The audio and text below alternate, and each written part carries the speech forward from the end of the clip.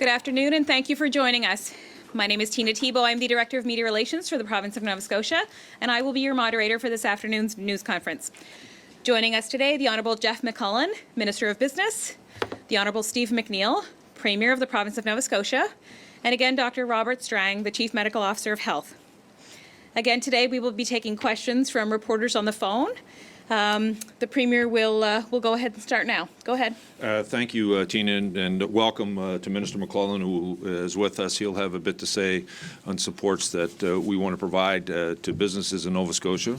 First, we'll go to Dr. Strang, who will talk about the one additional case of COVID-19 here in Nova Scotia.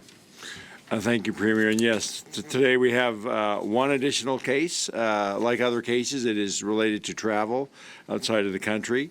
That brings the total to 15 cases of COVID-19 in Nova Scotia. 5 now are confirmed by the national lab, and the other 10 are presumptive based on testing here in the province.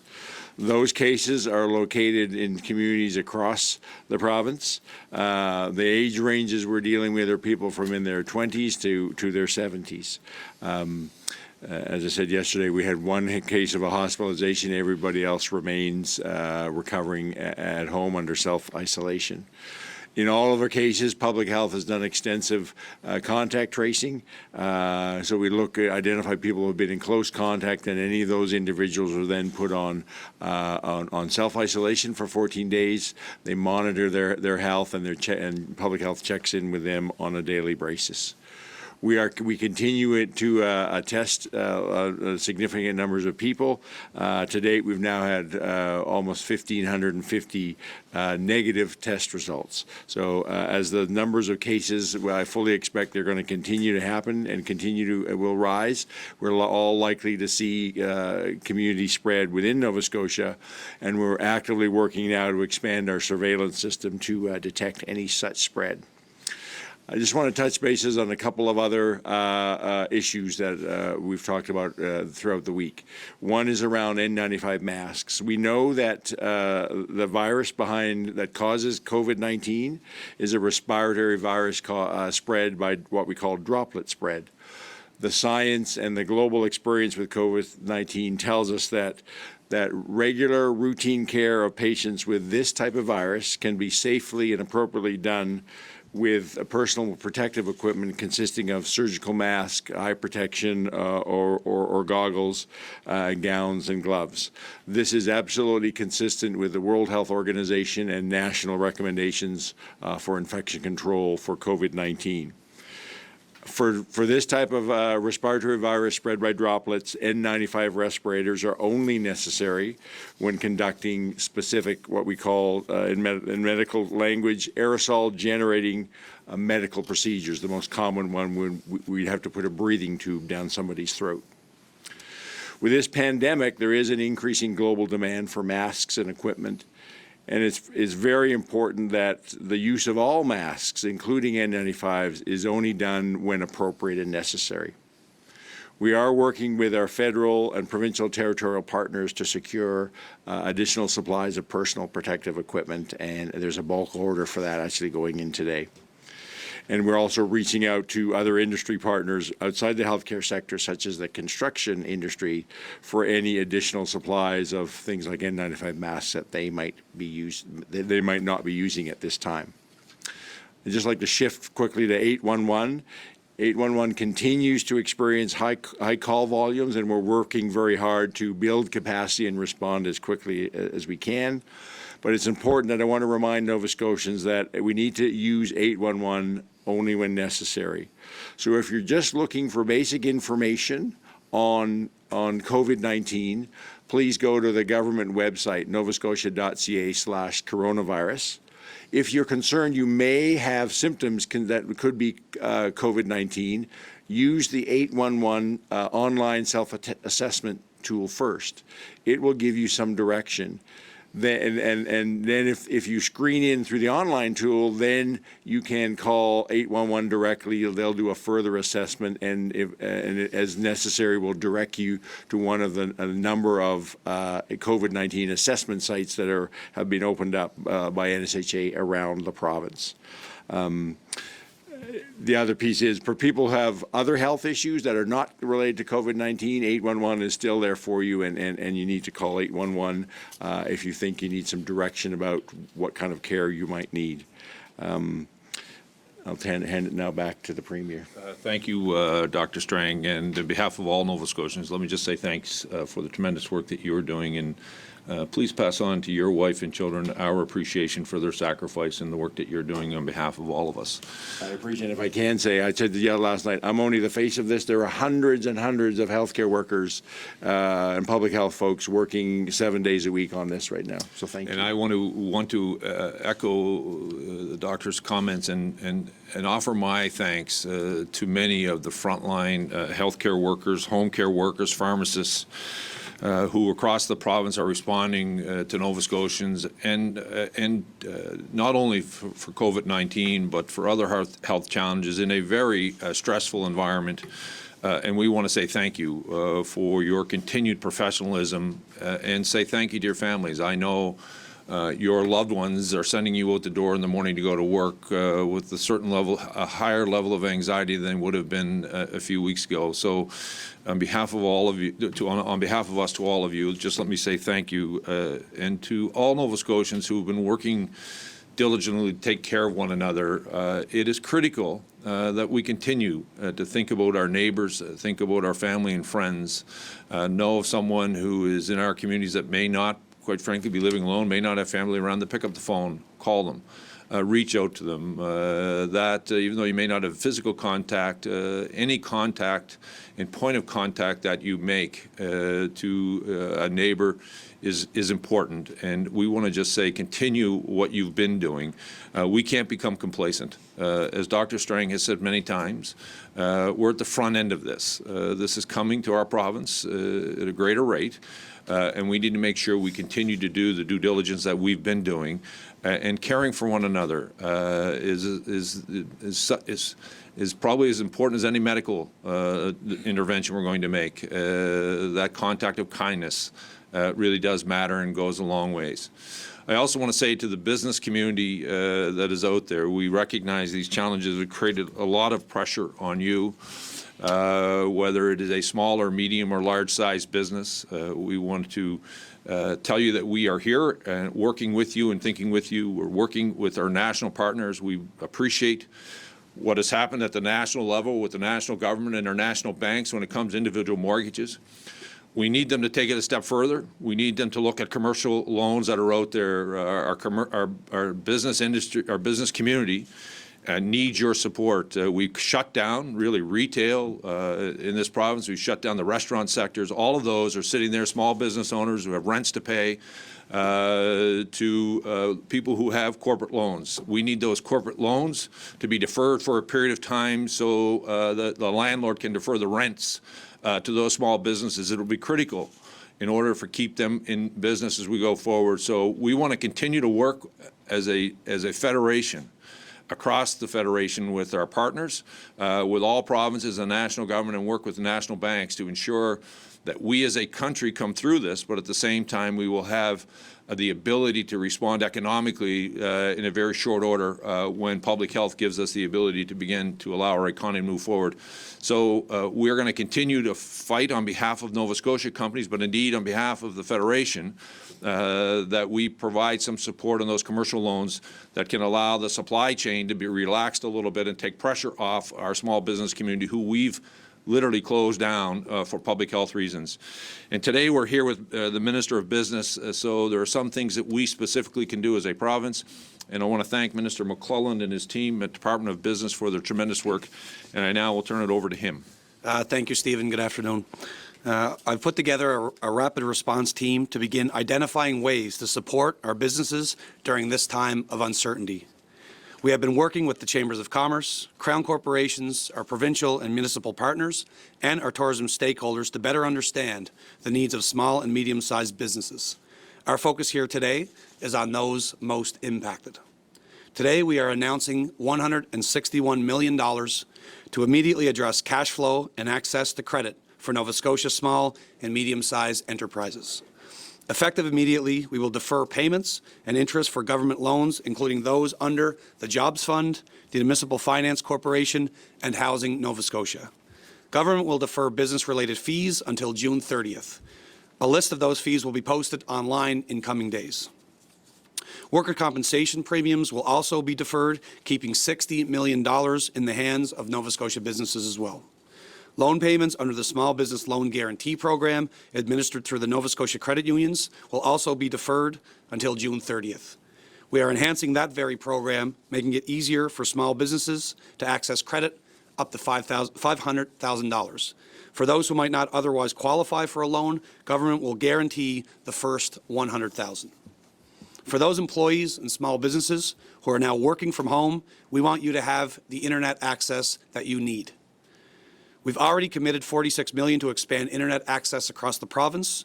Today, we are announcing an extra $15 million to incent providers to speed up projects and have them complete as soon as possible. Increased internet coverage in rural areas will help more businesses tap into e-commerce in a time of social distancing and allow people to work more easily from home. It will also support better access to e-health. As I stated off the top, we are focusing our first wave of supports on those most immediately impacted. We will continue to work closely with the business and social enterprise communities across Nova Scotia, and of course, we are prepared to take further action. Back to you, Premier. Thank you, Minister. In addition to those announcements the Minister made, next week we will be laying out an aggressive package of capital projects that are the responsibility of government, and we'll have more to say about that next Monday.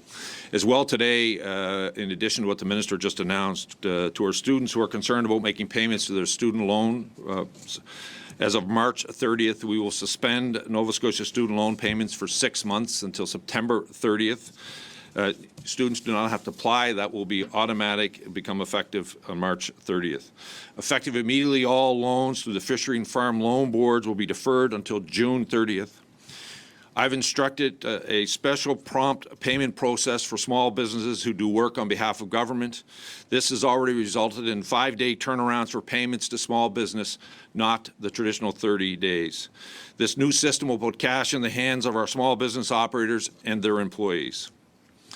With regards to our key industry, fishing, farming, and construction, I've heard from you, and I know the anxiety that many of you are feeling. Planting season is about to start, fisheries is about to open, and construction projects across our province are underway. To those industries, we are working closely with public health officials to ensure that you can operate safely.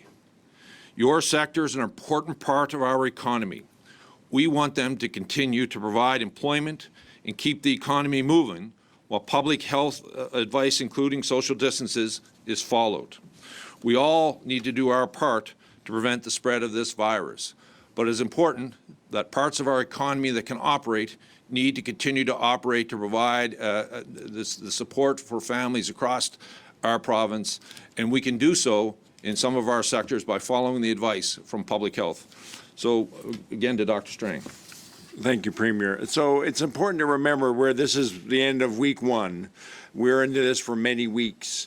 There is going to be more spread in Nova Scotia, but the things that we've been talking about all week, so the importance of everybody, including people in the industries we just talked about, taking the personal preventive measures. How do we support good hand washing, social distancing, staying home if you're sick, as well as complying with all the measures we've done to prevent groups of people gathering together. That's all about preventing the spread of the disease. How much this affects Nova Scotia and how much we were able to protect those who are most vulnerable, seniors, people with immune compromise conditions, and how much we are able to sustain our healthcare system, it really all depends on how much we take together all these actions and how we support each other, so we can all be as preventive as possible and remain as healthy as possible. Thank you, Dr. Strang. We'll now go to the phone lines. Again, just a reminder, keep your phones on mute. I will take one question and one follow-up from each outlet. We have 15 people on the phone who have questions. We may not get up to all your questions today. We'll do our best. We have approximately 25 minutes. We will start with Jean Laroche from CBC. Go ahead, Jean. Hi, this is for the Premier. I understand what you're doing for all businesses who have loans from the government or who deal with the government. What about everyone else? Number of cafes, number of shops that you have ordered closed are really hurting, and they have rent due. So as part of what Mr. McClellan just announced with the credit union loan, that's available to all those small businesses. We would underwrite the first 100,000 for security for the credit union. At the same time, opening when I started, we need a national program when it comes to the commercial lending in this country. We have a lot of major developers who have property that they're renting out to, whether it is to a cafe or a restaurant that payments due. We need those deferred, and we need those developers to pass that deferral on down to allow that rent that is due to be deferred as well. And we'll find our way through this, but it will require a national support from the federal government and our national banks. And I can't stress this enough. It will be critical that they continue to provide this deferral on some of these major loans to see our way through this. These are viable businesses. These are viable entities, but they need our help to get through the next, till at least the end of June. But it will require a national program to make that happen. Do you have a follow-up question, Jean? So I take from that, Premier, there's nothing that your government can do to force landlords to defer rent. Well, the landlord, Jean, also has a mortgage to pay, has a commercial line of credit to pay. That's the challenge we're faced with. That's what we're saying, and we're working with the national government to ensure that they work on a national level, because it's not unique to commercial loans in Nova Scotia. It is across the healthcare system to deal with COVID-19. Do you have a follow-up, Todd? I guess it would just be anyone who is newly diagnosed and concerned that they're not on a schedule. Where would you point them? I think you'd have to take that question for more details to the Nova Scotia Health Authority. Next, we'll go to Cassandra Nadeau-Lamarche from Radio-Canada. Yes, this is a question for Premier McNeil. So now that the school March break is almost over, have you figured out a little bit more details as to how the next weeks are going to go for school-aged children? Well, we've canceled school for the next 2 weeks. Dr. Strang and I in Public Health will review that as early as next week as we enter into that 2-week closure. And then through the support of Public Health, they'll make recommendations on what we do. Do you have a follow-up, Cassandra? Just regarding daycares, so New Brunswick has some daycares for essential services workers that are open. Is that something that could be happening here too? Well, we have now here in the province where a number of, you're allowed to look after 6 children in a community without going through the process of a daycare environment. We know that's happening, and we'll continue to support that. But if there are initiatives that are required through people in the essential services, we'll do what we can to help them for sure. Thank you for that question. Next, we'll go to Keith Doucette from the Canadian Press. Go ahead, Keith. Yes, for Dr. Strang, I'm just trying to get a better handle on where we are with supplies. I think you said the other day that we have plenty of supplies, at least for the short term. At what point might we run out, or what are the most essential things that we need? And secondly, this is to the Premier on ventilators. I know the ask is into the federal government. Have we actually looked into, on our own, any requests to the private sector in terms of that? I know PEI has also done that. Yeah, On the supplies, we can only speculate to your question about when we might run out. There's been a lot of work done to anticipate what the need will likely be and built in a significant buffer on top of that. And we're working through a federal, provincial, territorial procurement process to procure what's necessary based on those estimations. And to your question, we have worked with our provincial partners across the country to look at options about how we can have a made in Canada solution. You would have heard the Prime Minister talking today about retooling some auto part manufacturers in Ontario very quickly to build ventilators, but also provide in other potential healthcare equipment that we're looking for. So we're working with them, and we've had some private entities in here bring us solutions about potentially being able to help when it comes to the supply of certain types of, whether sanitizer or other product in the healthcare system. Do you have a follow-up question, Keith? Yeah, it's just for Dr. Strang. I wonder what the advice has been to businesses that are remaining open. We got word today that Sobeys is taking steps like putting up plexiglass and having their workers wash their hands every 15 minutes. I've heard personal complaints from people who are working at banks that they're still dealing with people coming in. What's your advice or directive to these kinds of businesses that are staying open?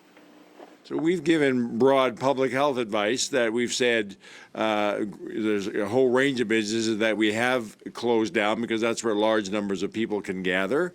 There's lots and lots of other businesses that we've said, as long as you can adhere to the public health principles of supporting personal protective measures like hand washing, maintaining the social distance of 6 feet, and limiting the numbers below 50, each business then has to figure out, they know their own environment, their own physical layout best, and how they operationalize that. So we're leaving it to those businesses to whether they can, if they can remain open by adhering to those public health principles thoroughly, then we believe they can remain open safely. That's where we're at today. If things change and we get a significant amount of community spread, we're fully prepared to revisit that and see, do we have to become more restrictive.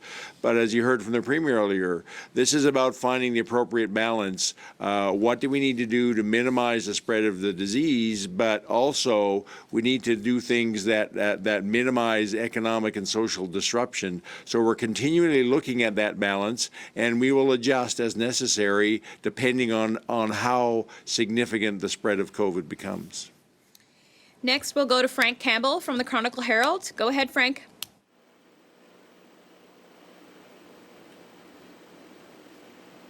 Frank, we'll come back to you. We'll go to Jesse Thomas from Global. Thank you. I guess this is just a question around the numbers. We've seen 15 cases now since Sunday. And I guess my question is, are these social distancing measures working? Or is it too soon to tell? Or are we going to have to look at more excessive measures to help curb COVID-19 here? So as I said, we've been in this for just almost a week. Too early to tell. We've implemented these measures throughout the week. We're at the very beginning of this. Over the next few weeks, we'll really tell how successful our measures are being, and we're fully prepared to do, if we need to go stronger. In my discussions with the Premier, we'll make decisions on that, and that's always going to be driven by where we're at with the epidemiology of the disease. I come back to my previous comments, though, is that it's all within our hands collectively.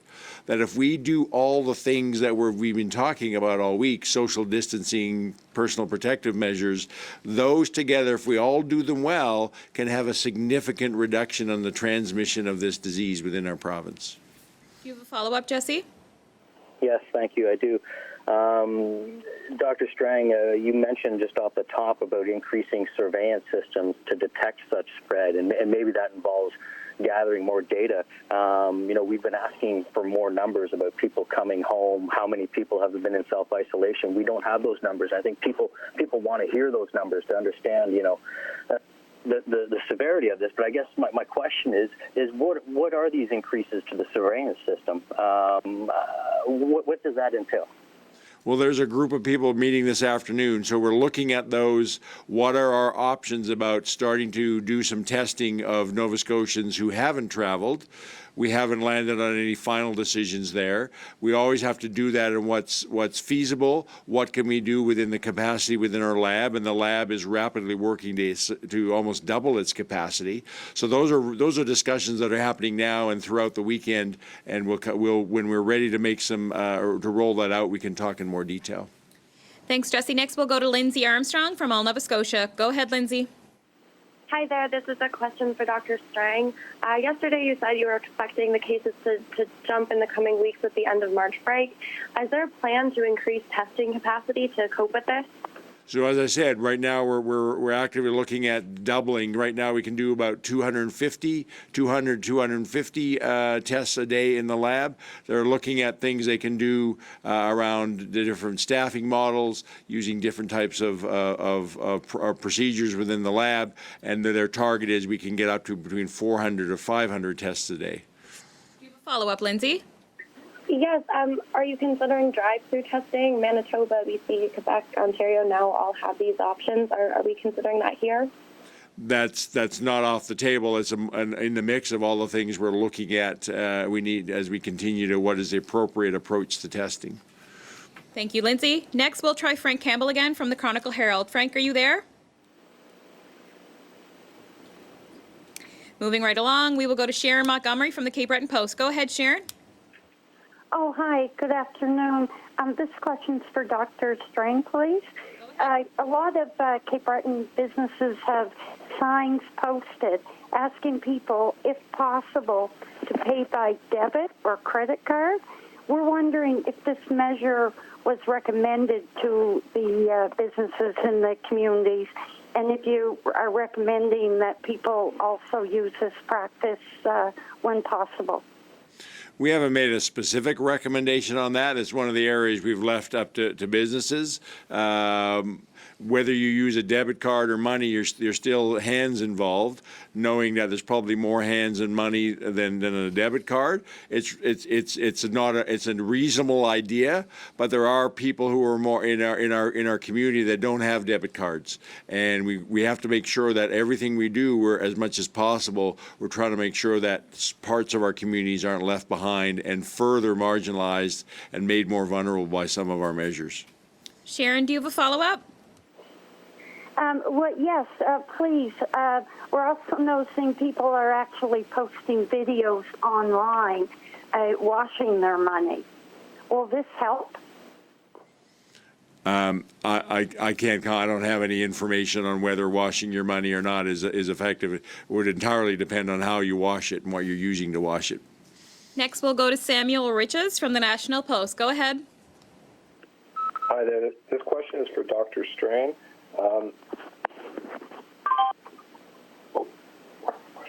Still there, Samuel? Yep, sorry, 1 second. Are you able to share the age of the one case in the hospital? No, we can't disclose personal information on individual cases. Do you have a follow-up, Samuel? Yeah, I do.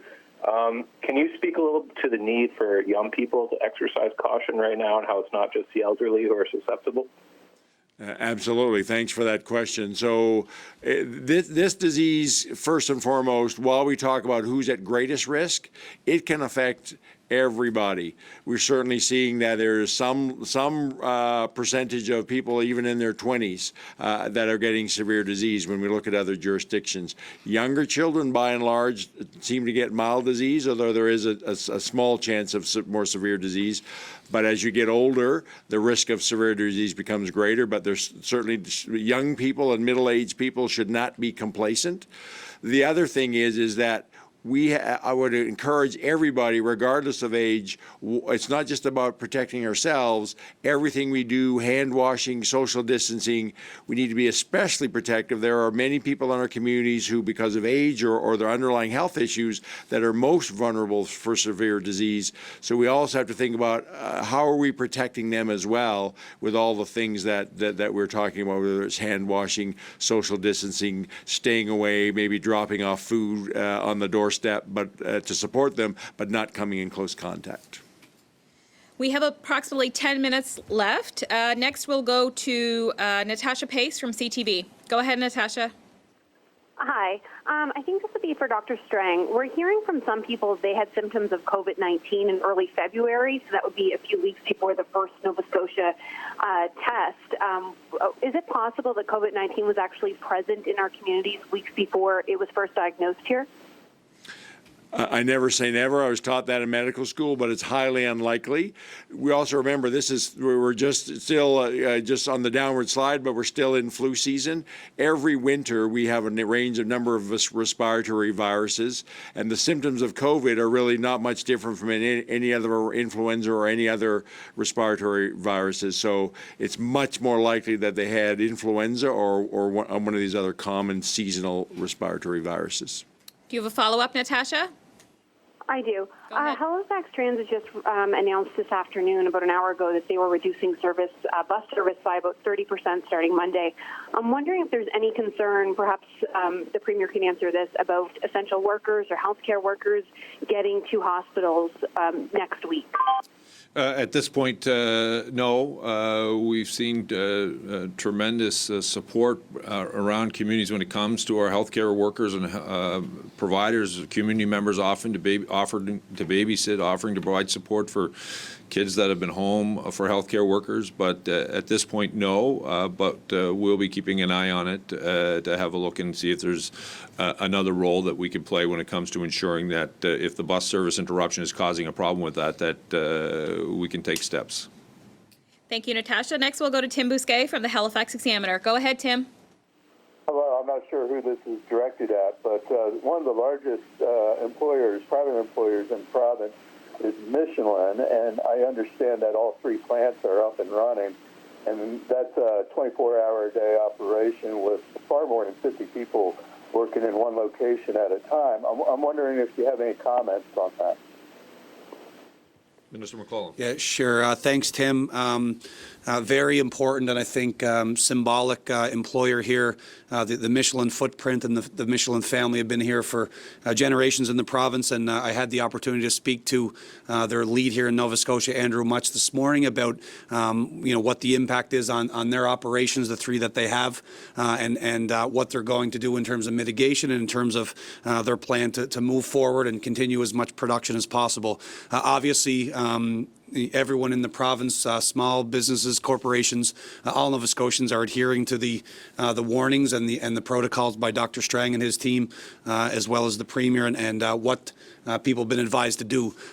With respect to Michelin directly, they are obviously following all the health protocols while maintaining a certain amount of their operation in the near future. So Andrew and his team understand the impact of COVID-19 and how it's hitting our economy, hitting his workers and their families, and they're going to do the best to keep their employees whole, make sure that as many as possible can be a part of the continuing production, but at the same time follow the public safety messages first and foremost, and make sure we keep people safe.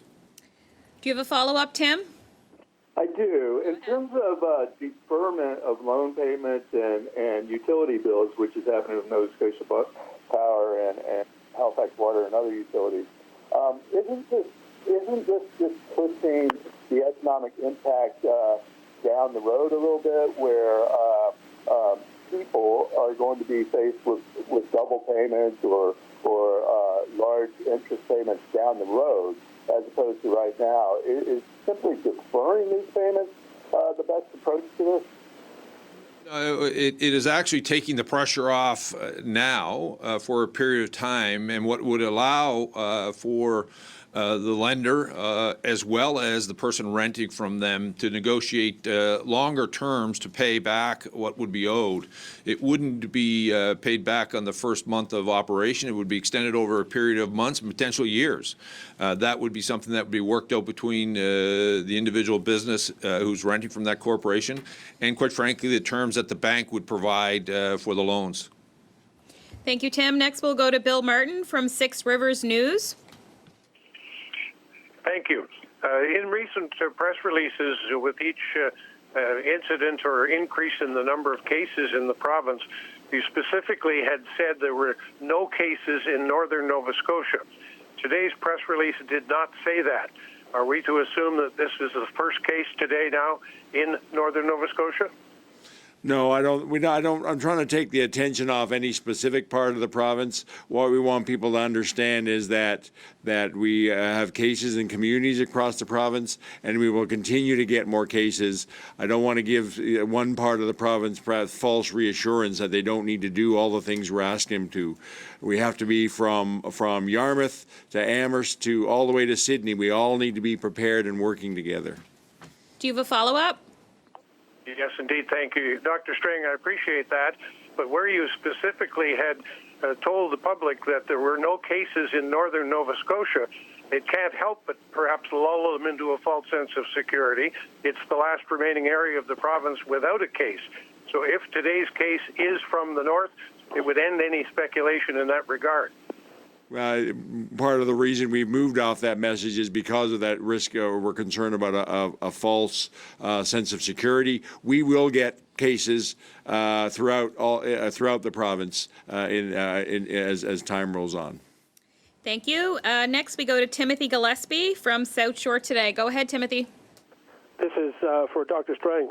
Dr. Strang, 2 weeks ago there was a very large conference, 15,000 attendees of dentists from throughout Canada and North America.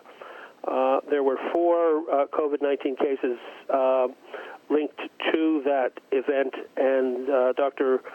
Henry said in a press statement that there were other cases that they identified in other provinces. I'm wondering whether your department has, there were probably hundreds of dentists from Nova Scotia who attended that conference. Has your department made any effort to track the dentists that attended that conference and to ensure that they are monitored and tested? So that was a large conference, but it was in Western Canada. We're not aware of any dentists from Nova Scotia attending that conference.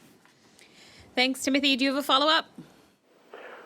Yes, I got a couple of reports today that at the Roseway Hospital here in Shelburne, an ambulance arrived and people in the outpatients waiting room were asked to exit the building immediately.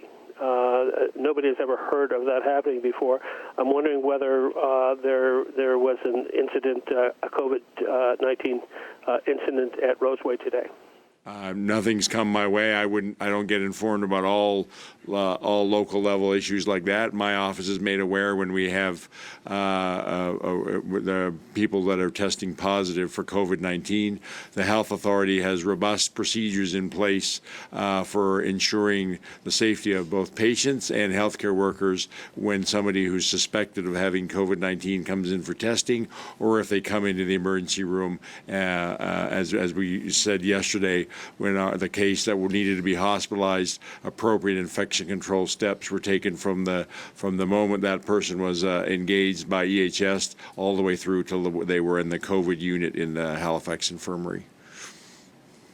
Thank you very much. That's all the time that we have today for questions. I will say, though, Premier, we are hearing from the line that we have declared a state of emergency, and I understand that's incorrect. No, we have not. We continued under the public health order that Dr. Strang has been operating under for the last week. We monitor this every day as we go through the process. I want to thank all those Nova Scotians who have been working and following the instructions of public health, whether it's closing down their business or the fact that we've said if you've been out of Canada, you need to come home and self-isolate for 14 days. We thank you for continuing to do that. We encourage you to continue to follow the public hygiene practices that Dr. Strang and public health have talked about. It is absolutely critical. I've said this many times. I've said it as early as today in other outlets. This is within our own hands. It's not too much to ask for each of us, if we've been out of Canada, to spend 14 days at home. It's not too much to ask for all of us to wash our hands more frequently and show proper hygiene. And it's not too much to ask to show the proper distance when we're out in public working and around with other people, that if we've been out functioning, to show the 6 feet rule that Dr. Strang has been talking about. We will, though, continue to monitor whether or not we need to put any state of emergency, and that will be determined by whether or not there are other activities taking place in our province or people don't follow the rules that we've laid out. But I want to say to Nova Scotians, you have been. I also want to tell you, as we enter in this weekend, I want you to look around your community. If you know someone who's isolated, please pick up the phone and call them. You may not be able to see them physically, but that contact is important for them, their mental health, for the support. Whether you're a senior living at home, whether you're a single parent who's a day with your children at home, whatever the issue is, it's important that people have that contact with their neighbors and friends. And it's an act of generosity and kindness. And as we work our way through this, it's those acts that will make the biggest difference. We will have the appropriate health care in Nova Scotia. We have professionals who will deliver the appropriate health care. But those acts of generosity and kindness that we show towards one another will help those of us that are not in the healthcare system with the virus. It'll help us understand that we will get through this, and we're not in this alone, that we're in this together collectively as a province, and we can do this. So I want to wish you all a good weekend, and look out for each other.